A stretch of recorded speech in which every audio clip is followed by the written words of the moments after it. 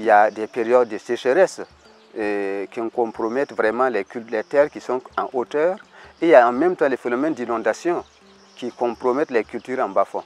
Donc en fait la sécheresse et les inondations se côtoient à longueur de saison, ce qui complique la production agricole du pays. Nos pays aussi, à l'image des pays de l'Europe, ont développé un système de production agricole basé beaucoup sur les engrais et les pesticides chimiques. Alors, cette évolution n'est pas sans conséquence justement sur l'environnement et sur aussi la qualité des produits.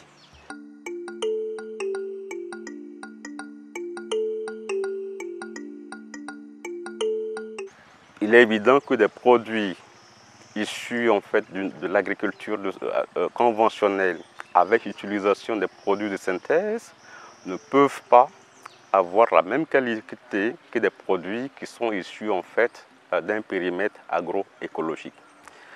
D'un côté, vous avez en fait des pesticides avec bien sûr des risques en fait de contamination au regard des mauvaises pratiques, des mauvais usages des producteurs. Et d'un autre côté, vous avez en fait des intrants qui sont beaucoup plus en fait naturels. Évidemment, vous ne pouvez pas avoir la même qualité.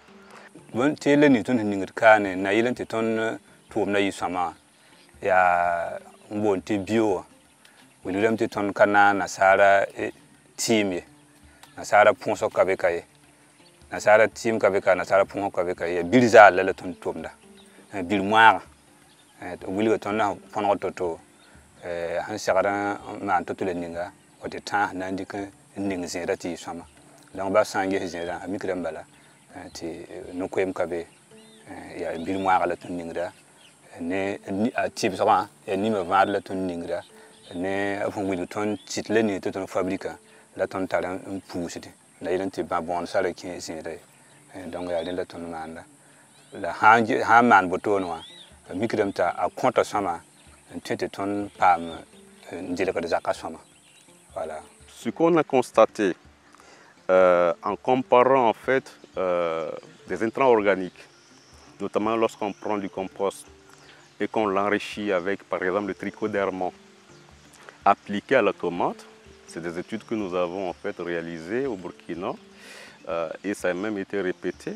Le constat qu'on fait, c'est que la qualité nutritionnelle de la tomate est améliorée avec cette fertilisation, cette biofertilisation, à travers bien sûr un accroissement de la teneur en bêta-carotène.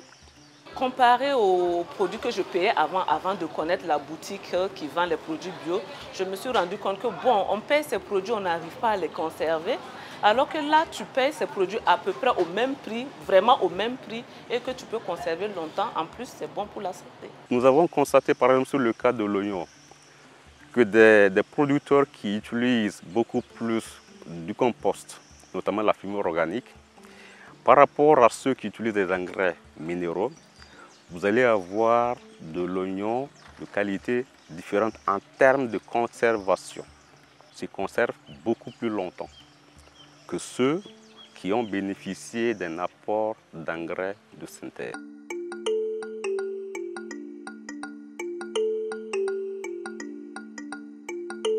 Avec la promotion donc de l'agroécologie et de l'agriculture biologique, il y a quand même de nouvelles perspectives de création de ressources parce qu'il y a des entreprises qui naissent à l'issue de ces pratiques-là, notamment l'agriculture biologique, et qui tournent autour de la production, de la commercialisation, de l'exportation. Et tout cela, ça crée aussi des possibilités d'emploi, notamment pour les jeunes et pour les femmes. Un SPG, comme le nom l'indique, le système participatif de garantie, c'est un mode de labellisation.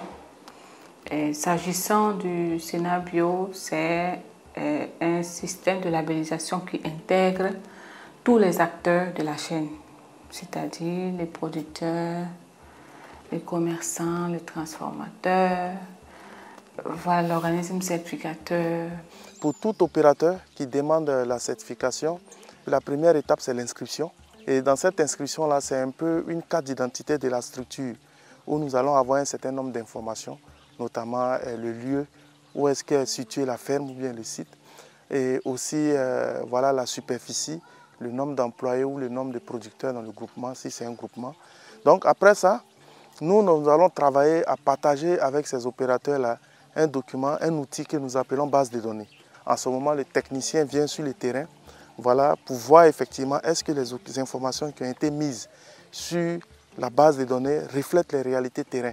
Et en ce moment, il y a des corrections qui seront faites de telle sorte à ce qu'on puisse en tout cas écarter les écarts, je dirais ça comme ça, qui pourront compromettre la certification.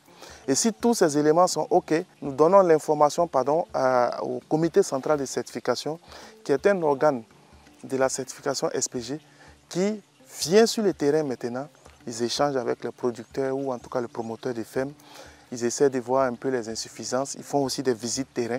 Et c'est à l'issue de tous ces processus-là qu'ils vont produire un rapport pour en tout cas certifier ou pas l'unité. Pour celui qui est certifié, il a droit à 3 ans d'utilisation du label. Et chaque année, il y a des contrôles annuels qui sont faits par les CCC. La vision du Sénat Bio à travers le SPG, la confiance. Les acteurs se font mutuellement confiance, même s'il y a le contrôle derrière pour s'assurer que cette confiance est bien méritée et respectée. Il y a la transparence entre les différents acteurs. Il y a la participation, voilà, dans la mesure où tous les acteurs sont impliqués, sont intégrés. Il y en a qui créent des boutiques, il y en a qui font des marchés, il y en a qui font la livraison à domicile. Ceux qui sont dans le SPG sont obligés de recruter des commerciaux, des chargés de marketing, des livreurs. D'autres aussi s'engagent pour la transformation. Il y en a qui font le commerce en ligne même. Sans oublier aussi la question des intrants de production, notamment la semence, les bio-intrants. Plus il y a des acteurs certifiés bio-SPG, plus il y a un besoin de disponibiliser ces intrants. Donc tout ça, ça implique création d'emplois forcément. Nous sommes autour de plus de 800 producteurs comme ça certifiés, avec plus de 70% qui sont des femmes. Ils arrivent à bien vendre, et qui dit bien vendre, c'est aussi voilà, contribuer en tout cas à mieux vivre, à asseoir quand même une bonne condition de vie. Donc il y a une satisfaction morale et financière aussi de ces producteurs-là qui sont dans la dynamique. Nous ne pouvons qu'encourager voilà, cette dynamique-là et inciter ceux qui sont toujours dans le domaine, je dirais, en-grippe conventionnel, de venir dans ce modèle biologique qui, d'abord, au-delà de l'aspect économique, contribue en tout cas à préserver notre environnement.